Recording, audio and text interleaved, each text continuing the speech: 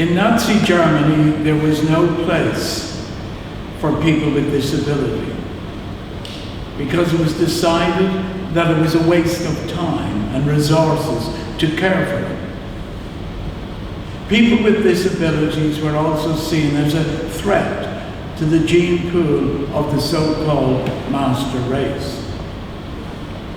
Backed by willing supporters in the medical and healthcare professions, the Nazi leadership carried out a cleansing program in which thousands of people with disabilities were deemed useless and put to death.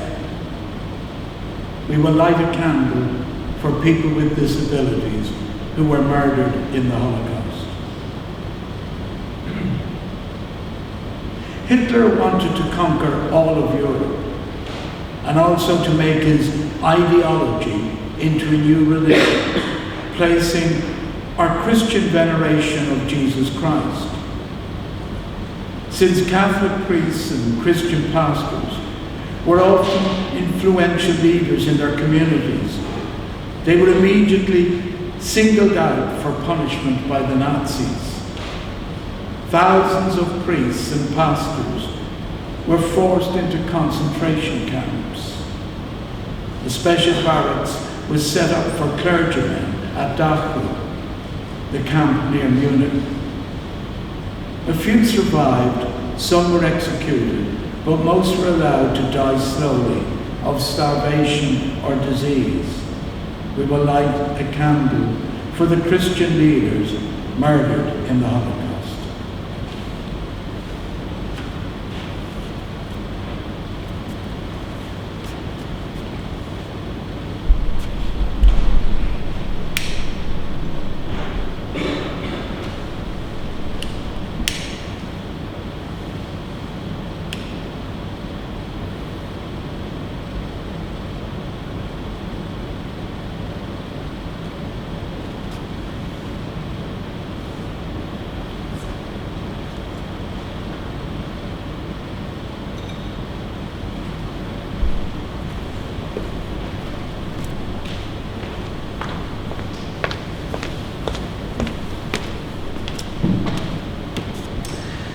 Before I start the reading today, just a slight amendment to an announcement made earlier on. The session meeting will be at 7 on Tuesday.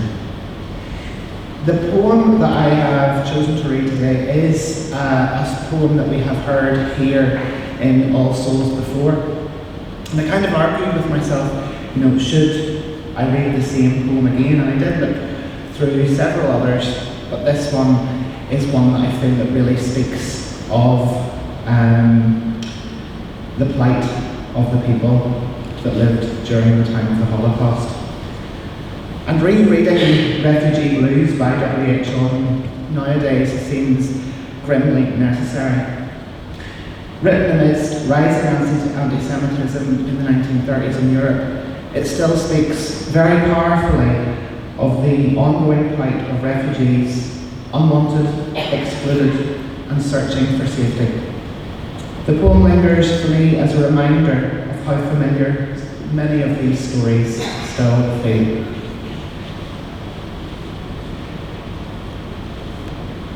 Say this city has 10 million souls. Some are living in mansions and some are living in holes.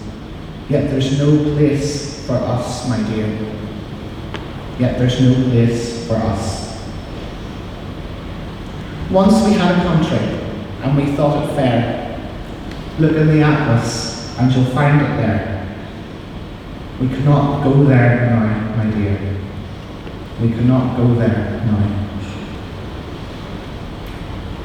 In the village churchyard there grows an old yew. Every spring it blossoms anew. But old passports can't do that, my dear. Old passports can't do that. The consul banged the table and said, if you've got no passport, you're officially dead. But we are still alive, my dear. But we are still alive. I went to a committee. They offered me a chair.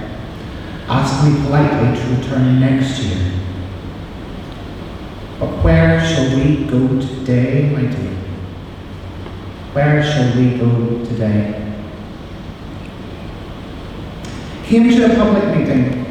The speaker got up and said, if we let them in, they'll steal our daily bread. He was talking of you and me, my dear. He was talking of you and me. Thought I heard the thunder rumbling over the sky. It was Hitler over Europe saying, they must die. Oh, we were in his mind, my dear. Oh, we were in his mind. Saw a pillow in a jacket fastened with a pin. Saw a door opened and a cat let in.